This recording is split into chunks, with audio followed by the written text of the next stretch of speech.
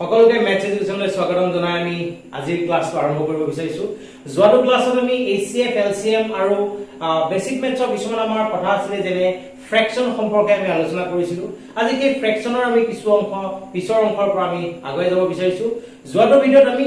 আলোচনা কৰা একেবাৰে প্ৰথম ফ্ৰেকশনৰ কথাখিনি আছিল যে বেসিক যিকন কথা ফ্ৰেকশন মানে কি, নিউমাৰেটৰ, ডেনোমিনেটৰ এই কথাবিলাকৰ বিষয়ে আলোচনা কৰিছিলো। আজি প্ৰথম আলোচনাৰ বিষয়টো লৈছো মই ইকুইভ্যালেন্ট ফ্ৰেকশন, যাক আমি আগতে সমতুল্য ভগ্নাংশ বুলি কৈছো। ইকুইভ্যালেন্ট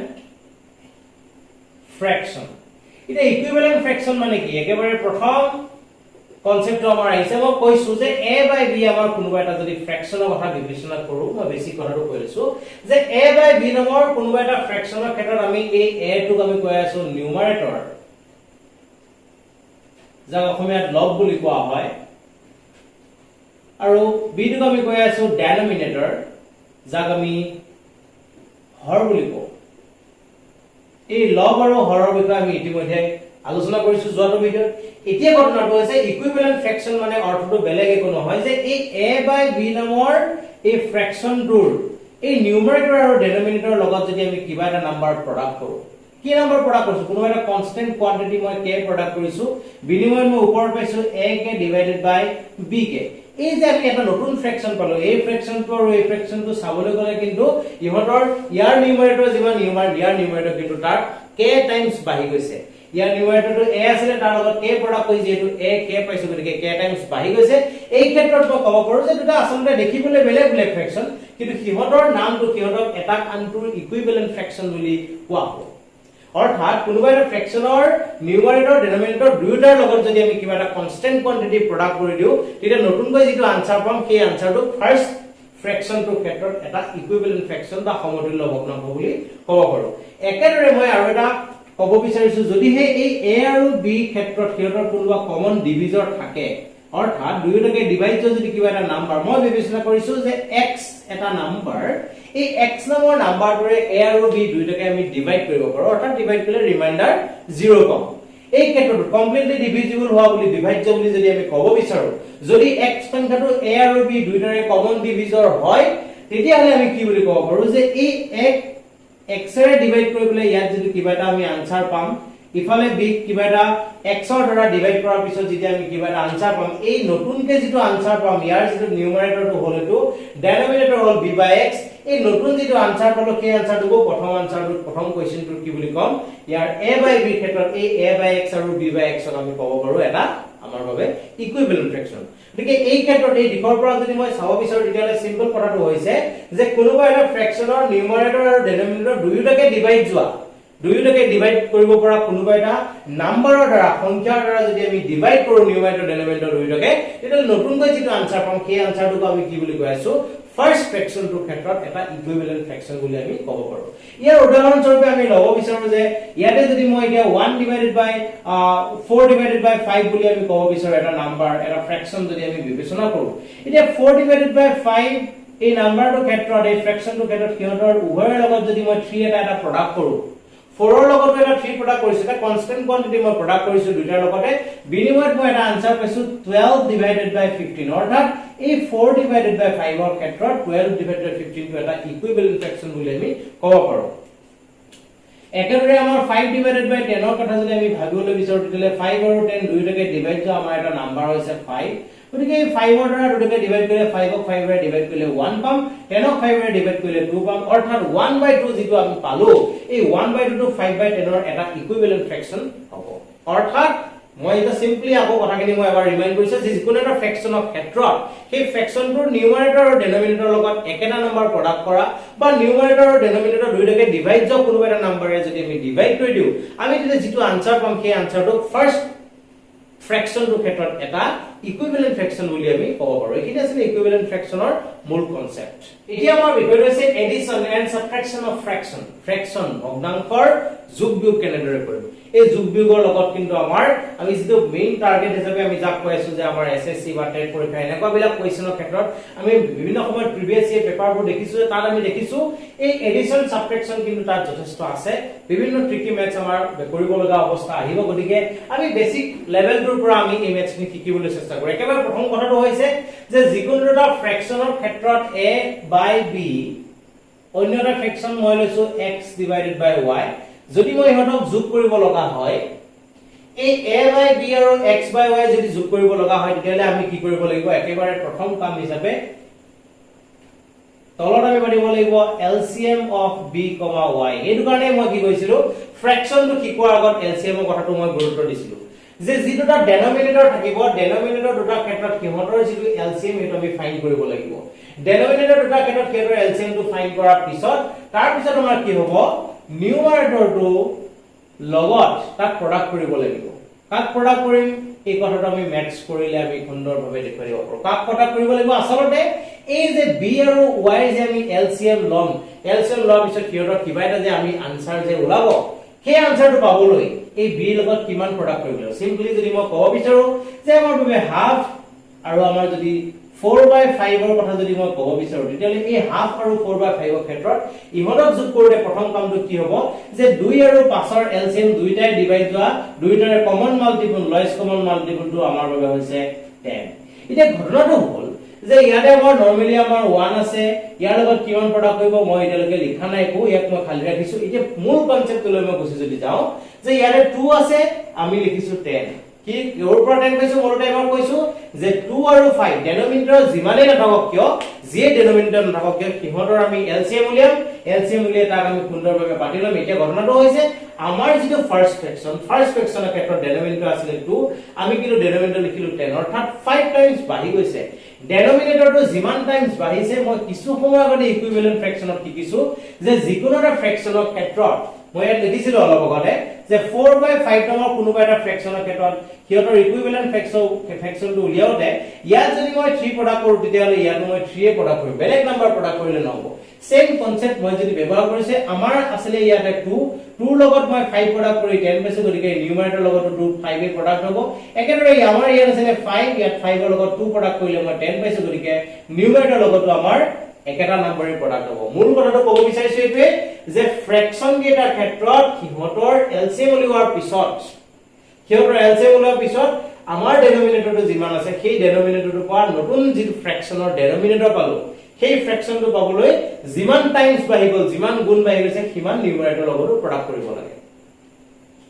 এতিয়া ইয়াত আমি সিম্পলি যদি উলিয়াই ক্যালকুলেশন কৰিব বিচাৰো ইয়াৰ বাবে 5 প্লাস 8 divided by 10 আৰু তাৰ ক্ষেত্ৰত আমি পাম 13 divided by 10 এই 13 divided by 10 টো হৈছে আমাৰ বাবে আনসাৰ এতিয়া ঘটনাটো হৈছে ইয়াক আমি শৰ্টকাট কৰিব কাৰণে একেবাৰে সহজ কথাটো মই কৈ দিছো 1/2 plus 4/5 ৰ ক্ষেত্ৰত কিমান হ'ব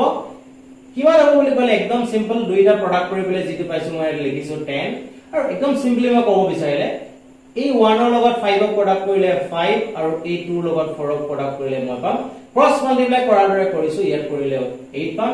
ultimately 13 divided by 10 আমাৰ আনসাৰ আমি এনেদৰে শৰ্টলি কিছুমান সৰু সৰু ম্যাথছ বিলাকৰ ক্ষেত্ৰত কৰিব পাৰো আৰু এটা কৰি যদি মই দেখাব বিচাৰো তেতিয়ালে মই লিখো 3 divided by 10 plus 4 divided by 12 এতিয়া 3 divided by 10 আৰু 4 divided by 12 ৰ ক্ষেত্ৰত মূল কথাটো মই এই কনসেপ্টটো লৈ গৈ আছো এই কনসেপ্টটো একেবাৰে ইজি যে এই 10 আৰু 12 ৰ LCM কিমান আমি গম পাব লাগে 10 আৰু 12 ৰ LCM টো হৈছে ইয়াতে আমি 2 ৰে ডিভাইড কৰিলে ইয়াকে 5 টাইমছ ইয়াতে হ'ব 6 টাইমছ ultimately গৰিগৰা প্ৰডাক্ট কৰিলে 6 5 is 30 30 into 2 হলে 60 অৰ্থাৎ 10 আৰু 12 ৰ ক্ষেত্ৰত LCM টো কিমান বুলি ক'লে আমাৰ বাবে আনসাৰটো হ'ব এতিয়া 60 এতিয়া ইয়াতে আছে 10 ৰ পৰা আমাৰ 60 পাবলৈ কিমান বাঢ়ি গৈছে 5 টাইমছ 6 টাইমছ বাঢ়ি গৈছে গতিকে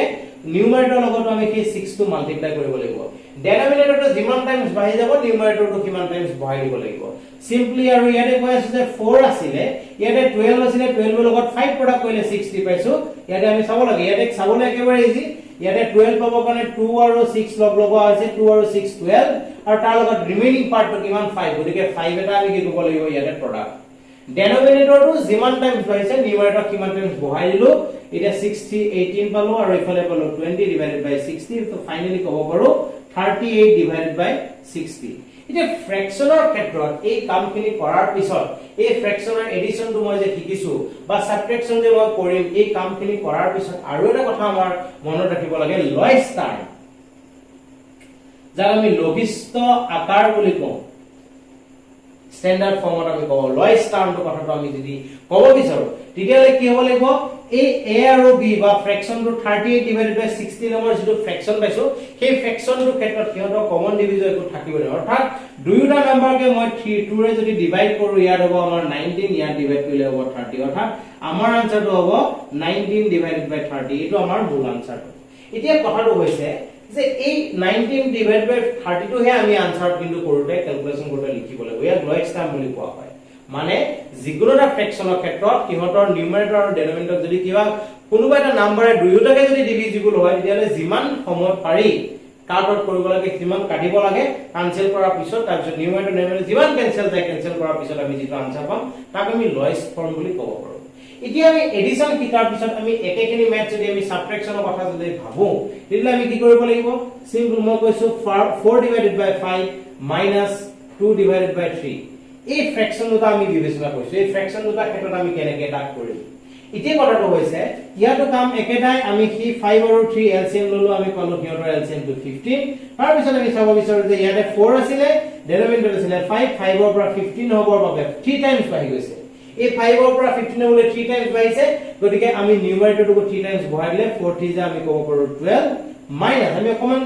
স্পিড কৰিব পাৰিব লাগে এইবোৰ আৰু একেদৰে ইয়াতে আমাৰ আছিল 3 পৰা 15 পাবলৈ আমি 5 টাইমছ বঢ়াই দিছো ডেনোমিনেটৰটো 5 টাইমছ বাঢ়ি গৈছে গতিকে নিউমাৰেটৰ লগত 5 টো প্ৰডাক্ট কৰিলে 5 টু দা 10 গতিকে 2 ডিভাইডেড বাই 15 টো আমাৰ হ'ব আনসাৰ এই সিস্টেমটো আমাৰ আছিল যোগ বিয়োগ ভগ্নাংশৰ যোগ বিয়োগ বুলি কোতে মই যদি ৰুলৰ কথা ক'ব বিচাৰো যদি মই নিয়মৰ কথা ক'ব বিচাৰো তাত কি ক'ব লাগিব এক নম্বৰ নিয়মটো হৈছে যে যি ফ্ৰেকশনে নাথাকক কিয় যোগ বা বিয়োগ কৰিব ক্ষেত্ৰত কিহতৰ ডেনোমিনেটৰ কেইটা এলসিএম উলিয়াব লাগিব দুই নম্বৰে সেই ডেনোমিনেটৰটো যিমান টাইমছ নতুন এলসিএমটো যিমান টাইমছ বাঢ়ি গৈছে বা নতুন ফ্ৰেকশনটো যিমান টাইমছ বাঢ়ি গৈছে ডেনোমিনেটৰটো সিমান টাইমছ নিউমাৰেটৰ লগত প্ৰডাক্ট কৰিব লাগে ইয়াতে যদি সিম্পলি চাব বিচাৰো 2 আৰু 5 ৰ এলসিএমটো লিখিছো 10 তাৰ পিছত মই কি কৰিছো ইয়াতে 2 আছিল 5 টাইমছ বাঢ়ি গল 10 পাবলৈ গতিকে নিউমাৰেটৰ 1 ৰ লগত আমি এটা 5 প্ৰডাক্ট কৰিছো সিম্পল কথা আছিল এইখিনি আছিল ফ্ৰেকশনৰ যোগ বিয়োগ এতিয়া আমি এটা কোৱেশ্চন লিখিছো 1 1/2 11 1/2 111 1/2 আৰু এই 1111 ডিভাইড বাই 2 এতিয়া এই কথাটো এই ফ্ৰেকশন কেইটা ক্ষেত্ৰত ইহঁতৰ যোগ কৰিবলৈ আমাক কোৱা হৈছে সিম্পলি আমাক কৈছে কথাটো এতিয়া এইবিলাক হৈছে আমাৰ মিক্স ফ্ৰেকশনৰ বিষয়ে মই শিকিছো যত এটা হোল পাৰ্ট থাকিব আৰু এটা প্ৰপাৰ ফ্ৰেকশন থাকে এতিয়া মই যদি সিম্পলি তাক চাব বিচাৰো আমি প্ৰথম যদি ইয়াৰ পৰা আৰম্ভ কৰো আমি কি কৰিব লাগিব যোগ কৰিব ক্ষেত্ৰত ইহঁতক গোটেইবিলাকক যোগ কৰিবৰ বাবে একেবাৰে প্ৰথমতে আমি যিবোৰ কিহতৰ হোল পাৰ্ট বিলাক আমি সেপাৰেট কৰিব লাগিব একেবাৰে প্ৰথম কথাটো হোল নাম্বাৰ বিলাক যেটো মিক্স ফ্ৰেকশন আমাৰ আছিল প্ৰথম ফ্ৰেকশনটো ক্ষেত্ৰত 1 1/2 ইয়াক আমি সেপাৰেট কে লিখিব বিচাৰো এনেকে লিখিব পাৰো আমি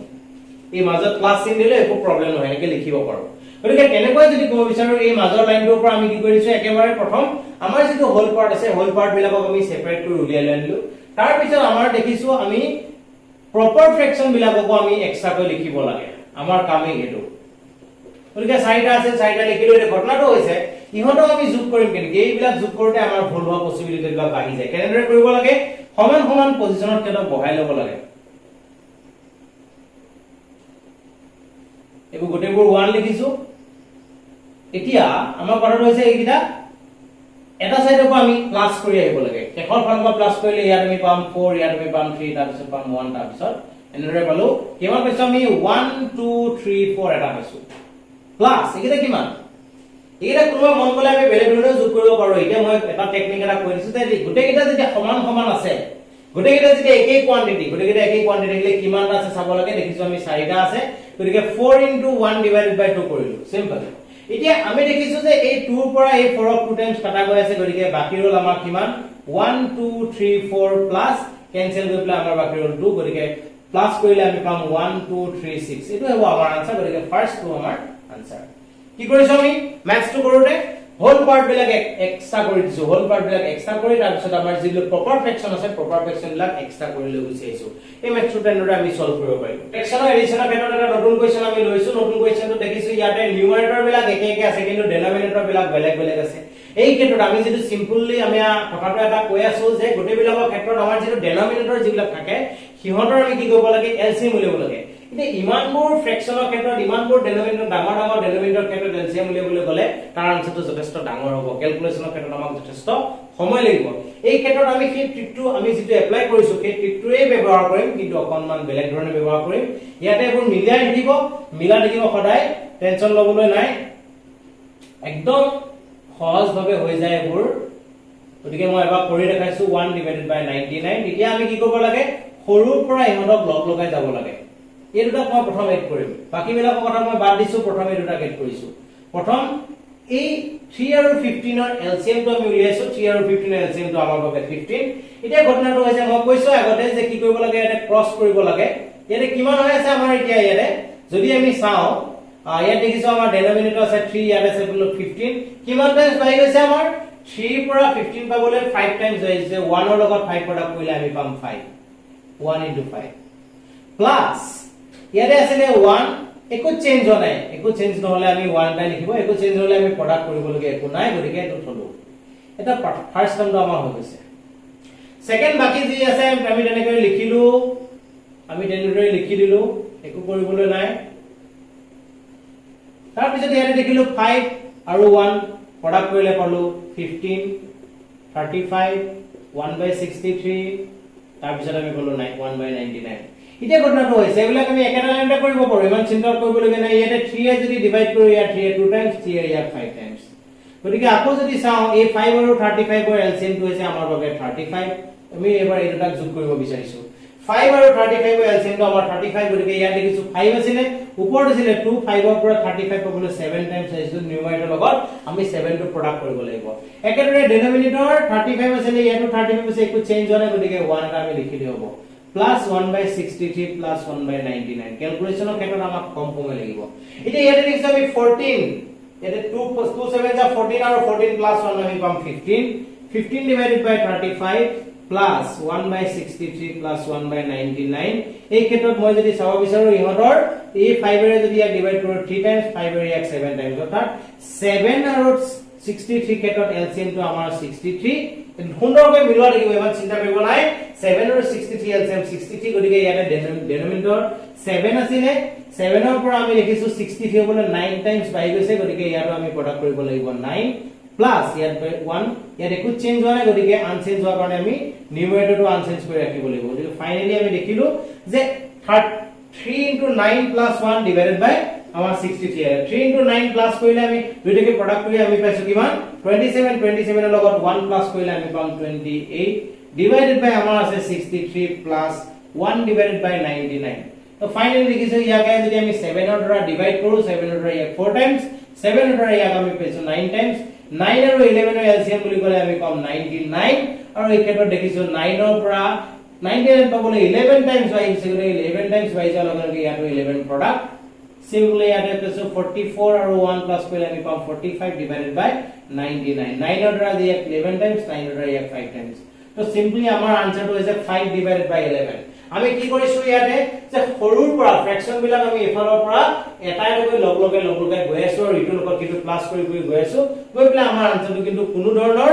এক্সট্ৰা ক্যালকুলেশন নকৰাকৈ আমাৰ আনসাৰটো ওলাই গৈছে এইটো আছিল এটা সহজ পদ্ধতি যেটো পদ্ধতিৰ দ্বাৰা ইয়াতে মই দীঘলকে কৰিছো গতিকে তোমালোকে কৰি চাওঁতে ইয়াক তুমি শৰ্টকাট কৰিব পৰা কেনেদৰে কৰিবা যে ইয়াতে আমি এইবোৰ যে লিখি বাৰে দেখাইছো তোমালোকে দুটা ফ্ৰেকশন কৰি ভাগ কৰি বনাই লোৱা লৈ পেলাই একেবাৰে এটা লগত এড কৰি দেখাই কাষত কৰিলে লগতে ওলাই যাব আনসাৰটো এই ক্ষেত্ৰত এটো মেথছ এনেদৰে সলভ কৰিলো এতিয়া আমাৰ কথাটো হৈছে যে এনে ধৰণৰ মেথছ বিলাক যে নাহক কিয় আমি এই মেথছ বিলাক সলভ কৰাৰ ক্ষেত্ৰত এই ট্ৰিক বিলাক আমি এপ্লাই কৰিম একেবাৰে প্ৰথম কথা ডেনোমিনেটৰ আমি একে বনাব লাগিব অৰ্থাৎ ইকুইভ্যালেন্ট ফ্ৰেকশনৰ ৰিলেচনটো আছে এই ক্ষেত্ৰত ইকুইভ্যালেন্ট ফ্ৰেকশনৰ বিষয়ে ভালদৰে জানিব লাগিব ভিডিওটোত মই আৰম্ভণিতে আজি ইকুইভ্যালেন্ট ফ্ৰেকশনৰ বিষয়ে আলোচনা কৰিছো গতিকে এই নীতি নিয়মখিনি তোমালোকৰ বাবে সহায় হ'ব বুলি আশা কৰিছো গতিকে আজিলৈ ধন্যবাদ